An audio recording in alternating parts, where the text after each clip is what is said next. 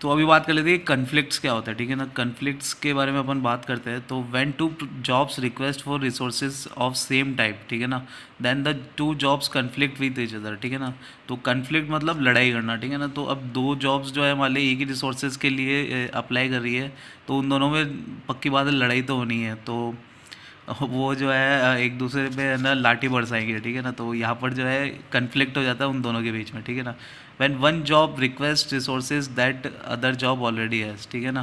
तो जब मान लीजिए एक जॉब के पास वो रिसोर्स है और दूसरा जॉब भी उसको लेना चाहता है, तो वहाँ पर जो है कन्फ्लिक्ट होना ज़रूरी है, ठीक है ना। कन्फ्लिक्ट होगा, ठीक है। अब बात करते हैं कि अगर ब्लॉकिंग क्या होता है, ठीक है ना। Blocking occurs when higher priority task waits for lower priority task, ठीक है। ब्लॉकिंग में क्या होता है कि जब हायर प्रायोरिटी टास्क जो है अगर लोअर प्रायोरिटी टास्क के लिए वेट कर रहा है, तो जो लोअर प्रायोरिटी टास्क वाला है उसने हायर प्रायोरिटी को ब्लॉक कर रखा है, ठीक है ना, रिसोर्सेज को एक्सेस करने के लिए, ठीक है।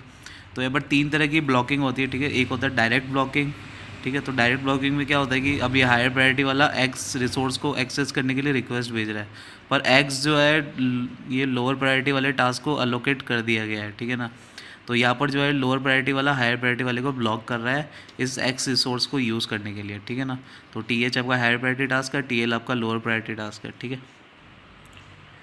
फिर यहाँ पर सेकंड टाइप की आती है, वो आती है प्रायोरिटी इनहेरिटेंस ब्लॉकिंग, ठीक है। तो प्रायोरिटी इनहेरिटेंस ब्लॉकिंग में क्या होता है कि job can be blocked by lower priority task which has inherited the property priority of higher priority job, ठीक है ना। तो यहाँ पर कई बार क्या होता है कि ये लोअर प्रायोरिटी टास्क जो होते हैं ना, ये है ना हायर प्रायोरिटी वाले टास्क की जो इम्पोर्टेंस होती है यानी कि प्रायोरिटी होती है उसको जो है इनहेरिट कर लेते हैं। तो एक्चुअल में तो होते हैं वो लोअर प्रायोरिटी वाले, पर वो अपने को लगते हैं कि वो हायर प्रायोरिटी वाले हैं, ठीक है। तो ये होता है अपना प्रायोरिटी इनहेरिटेंस, यानी कि इनहेरिट कर लेना दूसरे की प्रायोरिटी, ठीक है।